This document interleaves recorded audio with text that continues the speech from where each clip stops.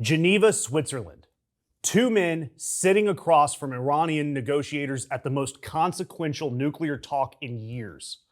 One of them, Jared Kushner, the president's son-in-law and former White House advisor. The other, Steve Witkoff. And you may not know who this guy is, Steve Witkoff, but let me introduce him. A New York real estate developer. No diplomatic experience, no foreign policy background. He has, however, sold several very expensive condos and buildings, so that totally qualifies him to negotiate with Iran. And somehow, that makes him qualified to be Trump's special envoy for both the Middle East and Ukraine. And he just led the negotiations that are designed to prevent the United States from going to World War III with Iran. And surprisingly, these negotiations didn't go well. But the fact that those are the two people, Kushner and Witkoff, that you send to stave off war tells you everything you need to know about the Trump regime's plans here. It's a get-rich-quick war. And here's what we know. The Geneva talks ended. Both sides said it was positive, which it's the diplomatic equivalent of saying a first date went well, and you know you're never going to get a second call. J.D. Vance saying the talks went well in some ways, but that Iran has not acknowledged any of Trump's bottom line demands. A U.S. official told NBC that progress was made, but there were still a lot of details to discuss. Basically, nothing happened. Within 24 hours, sources were telling multiple outlets that Trump is fed up and a military strike could come within weeks, maybe even as soon as this weekend. Carrier strikes positioned, fighter jets sent over there, and it's all in the hands of Steve Witkoff.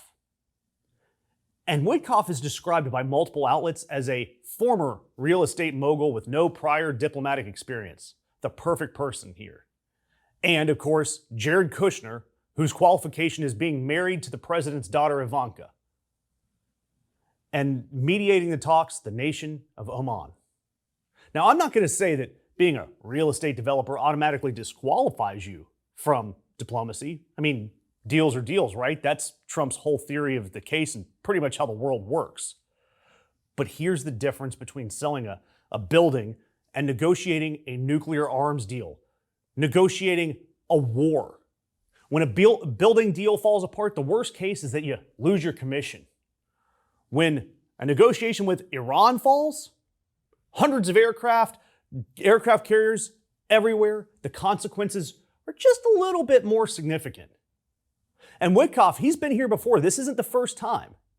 He was also Trump's envoy during the Gaza ceasefire talks. You know, Gaza, where Trump envisions luxury waterfront resorts and golf clubs everywhere. And Iran looks to be Gaza 2.0. And Iranian sources are indicating to the New York Times that Iran has expressed willingness to suspend uranium enrichment for 3 to 5 years, all in return for sanctions relief.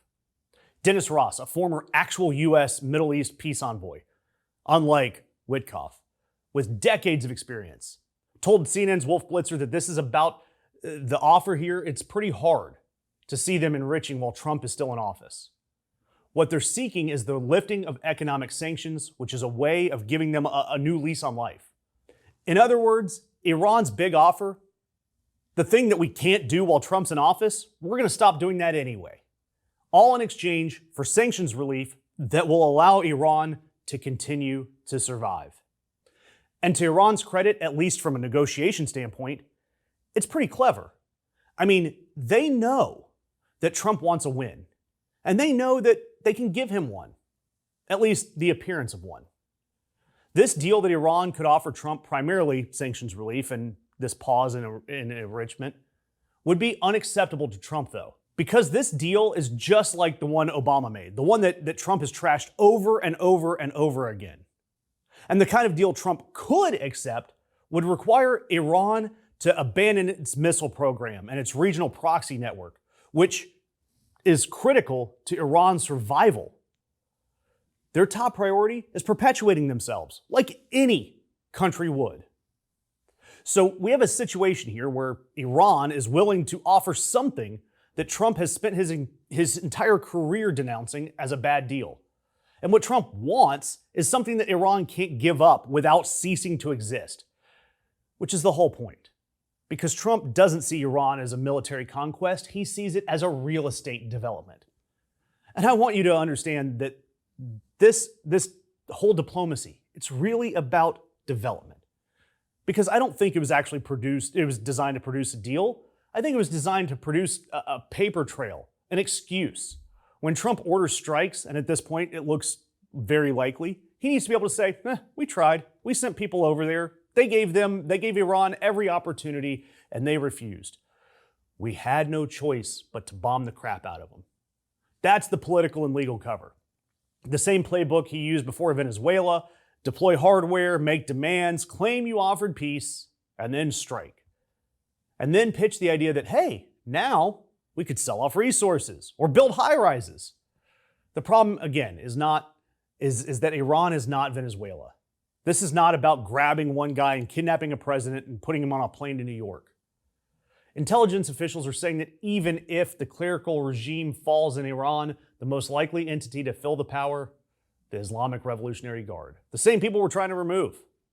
So Trump would trade a theocracy for another radical theocracy with no plan, no congressional approval, no public rationale, and with a real estate developer as the point man, because Iran is Gaza 2.0. And again, be sure to subscribe because we are tracking this story in real time. And if you haven't already seen it, I gave another explanation video that shows the details of this military buildup. And we'll link that in the description. So where are we left now? Geneva talks, done. Carriers, aircraft in position. An advisor putting the odds of military action at 90%, and the people that were supposed to stop this potential war from happening, a real estate developer and the president's son-in-law. Totally unqualified people. A corrupt congressman, his faithless henchwoman. Together they've sold justice to the highest bidder. But when a boy's death threatens their empire, they'll lie, bribe, kill to keep their secrets buried. Only one man remembers, and this time, the system's fixers are the ones getting fixed. A Death in Arcadia. Every secret has a price,